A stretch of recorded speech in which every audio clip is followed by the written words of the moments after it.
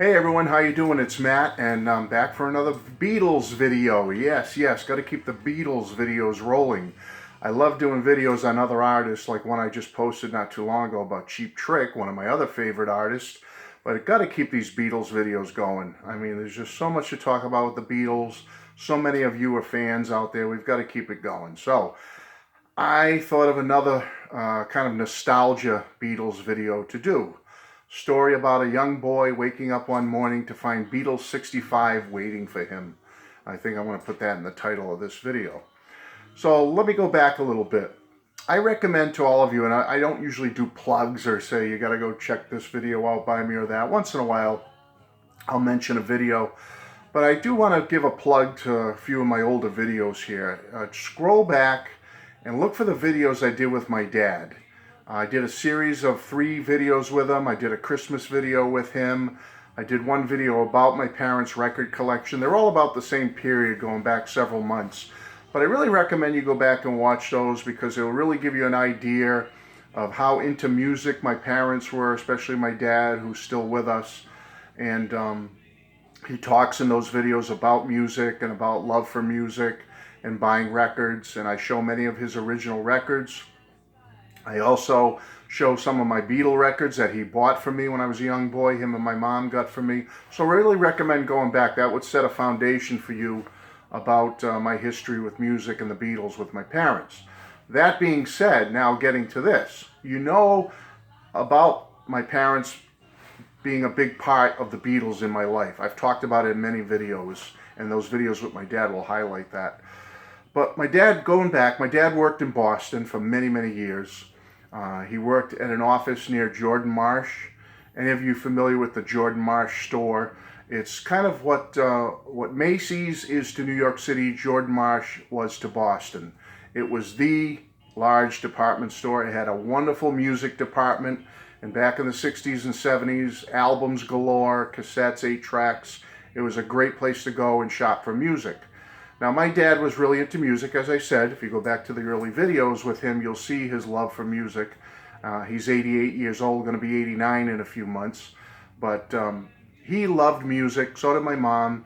And my dad was the big pusher of the music, though. He was the guy who would, when he was at work in Boston, he would sneak over once in a while on his lunch break or on his way home. He would stop at the Jordan Marsh music department, and he would bring home albums all the time. I mean, he would bring home stuff like Ray Conniff.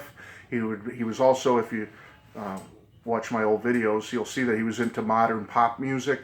He would bring home Chicago, Santana, my goodness, in the 70s, Chuck Mangione, the Bee Gees. I mean, I can't believe his taste in music for someone of his age at that time. Looking back, he was in his 30s and into his 40s when he was buying some of this stuff, and that's pretty great in my book that he was that forward thinking with music, that he was buying modern music. But anyway, he would bring home all kinds of cool stuff, and once in a while he would bring home a record for me. Being the oldest of 3 boys and being into music at that time in the 60s, my 2 younger brothers were a little too young to really be into music at that time. But he would bring me home an album, and it was almost always, 99% of the time, it was a Beatles album. And he'd hang on to it, and his little thing he would do is he'd hold on to the album when he got it, and I wouldn't know he had it when he got home from work. And then he would place it on my bureau or nightstand, whatever you want to call it. He would place it there, so when I woke up the next morning, I'd find a Beatles album leaning, kind of like my buddy Holly's are leaning back here, leaning on my bureau and nightstand, and I'd wake up, and there the Beatles album would be.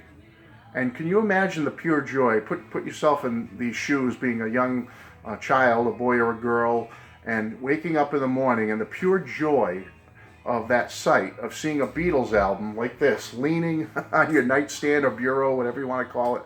And how would you feel, to see that album in a shrink wrap sitting there waiting for you?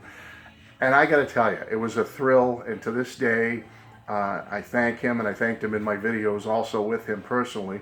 I thank him for doing that for me. It was a special moment in my life, a memory of many memories I have, but one memory involving records and the Beatles that I'll always cherish and remember is waking up to find record albums. And one of them I distinctly remember is Beatles 65. I remember that one for sure. I also have vague memories of one being Something New. I have one of Yesterday and Today leaning on my stand, but one of the earliest ones I remember is the Beatles '65 album. And folks, here it is, and you tape people that hate the tapings I do on my album are going to pick on me again for this one, but this is my original. This is the one my dad had leaning on my nightstand, and there's the proof, folks. There it is. There's the Scotch tape job that Matt put on his record, his Beatles '65 record, to protect it. I know. We can do a whole video about the tape issue and my problems with tape one other day. We're not doing that today. But anyway, so there it is. Here's my original. It's obviously, it's a stereo with the gold embossed, gold record seal on it. So it's a later pressing on the Apple label. I won't take the whole album out, but I'll just show you. Here it is. Came in a white sleeve, and there's the Apple label. There's the back. Beatles '65 on Apple. And there it is. And I gotta tell you, folks, I hang on to this. The cover's a little beat up on this one. Most of my records are in pretty good shape. This one's got a little scuffing on it, and I think the album has a few scratches on it, but I don't care. I'll never play it again, but for posterity, for collectible purposes, for sentimental reasons, this will always be a cherished keepsake for me because my dad gave it to me, and like I said, waking up to find this album on my nightstand all those years ago, wow, I'm talking almost 50 years ago. What a memory. So anyway, I'll put that one aside. And while I talk a little bit more about the album, I'll just show you a couple of little variations I have. This is probably one of the, I would say I have more copies of Beatles '65 than any other Beatles album. And I don't have like 10 copies or anything like that. But I have like, if you just include my vinyl, I have 7 copies of it. Is that a lot? Is that strange? I don't know. It's just over the years I've accumulated copies of Beatles '65, and I don't know why. Okay, so I've acquired others. One thing I can't show you, which I've showed for Beatles 6, which I showed for Something New, I think, and Meet the Beatles, and maybe even the Beatles' second album. I'm not sure when I did that record. I don't have a cassette of this album, unfortunately. I had one, and I don't know what happened to it over the years. And I do not have an 8-track cassette of it or a reel-to-reel, so I don't have any extra formats to show you other than the CD, which I'll show in a minute. But here's I put little stickers on some of them so I can tell what they are. But this is a purple label Canadian pressing of Beatles '65. And the unique thing about this is notice there's no white border. On all my US copies, there's a white border on it. See the white border on top above stereo? But on this Canadian one, for some reason, there is no white border. All right. There's the back. There's the Canadian title where it's printed in Canada. And I'm not going to take them all out. I'll just, this one I'll just show you. It is purple capital with a plastic sleeve. I don't know if that's original or not. I got this used. So that's my Canadian purple. I also have a rainbow pressing in mono.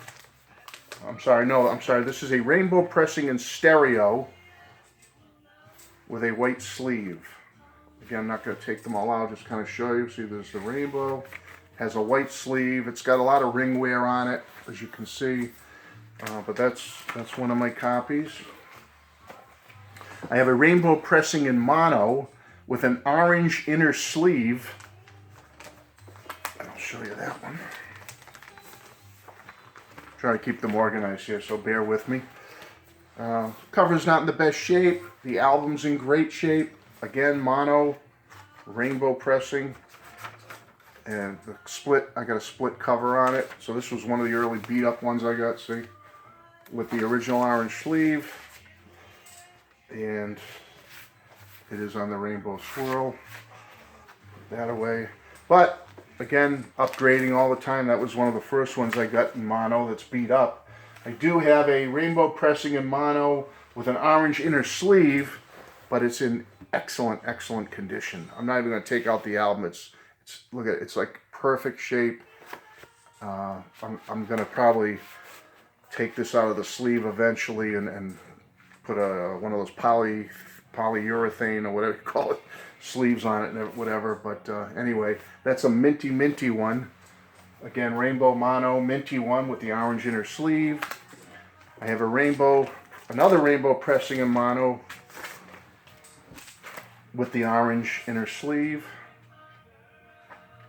Again, but it's not in quite as good a shape as that last one I just showed you.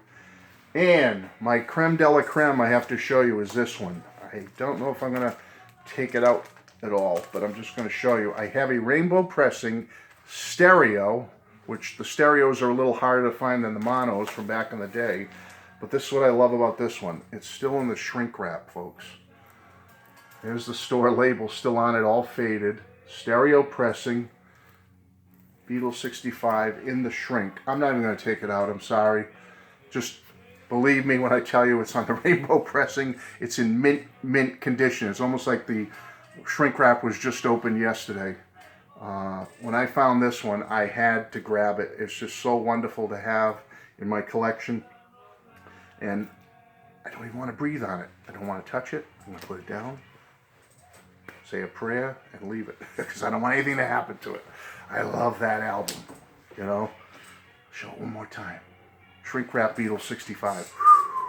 Okay. Enough of that. Okay, so the album was released on December 15th, 1964. And I will hold up another copy while I do this. I don't want to wreck the good one. All right. December 15th, 1964. All right, I got to stop being silly here. And 8 songs from Beatles for Sale are on here. You get the I'll Be Back from the Hard Day's Night British album. And then you get the single I Feel Fine and She's a Woman, all compressed and reverbed out by Dave Dexter at Capitol, which I love. I love the mix of this American album. Always have, always will. Now, this album really was a chart jumper. I was looking back doing some research, and it was like at number 98, and it went straight from number 98, picture this, right to number 1. I mean, this is before the days of the new sound scan stuff where things can automatically jump to number 1. Albums had to build and grow and sell all kinds of copies, and they would slowly go up the charts back in the old days, those of you that remember that. So for this to do that, that was quite a feat. Number 98 to number 1. It stayed at number 1 for 9 straight weeks, and it has sold over 3 million copies. This was a popular U.S. Beatles release, let me tell you. This was a big one, folks, okay? And to this day, I love this album. I love the songs. I love the sequencing of the songs. Give you a quick show here. You all know this album, but I'll show you quickly. I love the sequencing. You know, I know there's people that rather speak for Beatles for Sale or like the other, the other releases, but I'm a sucker for these U.S. releases, folks. I grew up with them, like many of you in the U.S. did, and Canada also, and I love them, and I will always prefer these. Just my thing, okay? As opposed to like Revolver, I like the British Revolver better. I like the British Hard Day's Night better. There are certain ones I do like a little better, but most of the others, I always prefer the U.S. release. Now, the first CD, again, I've spoken about this before with other U.S. albums, came out in 2004, here it is, as part of the Capitol Albums Volume 1 in stereo and mono. Here's the Capitol Albums Volume 1 if you want to see what that looks like, in case you want to pick it up. Here's the back to see the 4 albums you get on there. And this is the one you want, folks. These are the mixes. These are the mixes as we remember them. Okay? This is what you want. You get the original mono mix and you get the stereo US mix just the way you remember it. Okay? Now, as opposed to 2014 when this came out on CD, and I don't have that one, unfortunately, it was released individually and part of the US albums package, but they use mainly they use the 2009 remasters in mixing with that 2014 release. I don't prefer that one. The only thing I like about the 2014 releases and the box set is that they had better packaging. I have to admit the packaging was better. You get a replica of the inner orange sleeve or blue sleeves, and they're just much better packaging, I will admit that. But as far as the sound in the mix, no way. I prefer this one from 2004.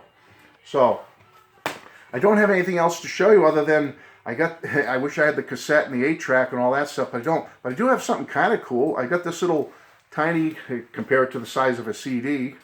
I got this little tiny release, still sealed and still in the shrink wrap and still with the bubble gum inside. I got a little bubble gum pack here. I don't know where I got this thing. It's a miniature album collection. I forget how many you get, but I'm pretty sure it's bubble gum in there. God only knows what it smells or would taste like now if I took it out, but I'm pretty sure it's a bubble gum pack, if I remember correctly. I may be wrong on that. Someone help me out here. I don't remember. But I've never opened it. It's still sealed. And there it is. A little piece of bubble gum or a little pack of Beatles 65. Somehow found its way into my collection. Here's the size difference. You got this, and here's an album. All right, Beatles 65. Folks, picture that a young boy or picture a young girl back in the day. You wake up in the morning and there it is. There it is, all ready for you to listen to and enjoy. I love this album. There isn't a day that goes by that I don't think about what my dad did for me back in those days and what a good dad he was. And my mom too. I've talked about my mom in my videos. But Dad, this is for you. Thanks for putting that on my nightstand all those years ago. Thanks for getting me into the Beatles, Mom and Dad. And thank all of you for being part of my little trip down memory lane here. God bless you all. Have a great day. Go listen to some Beatles 65 and drink a toast to Beatles 65 from me. Thank you. Love you all. Bye-bye.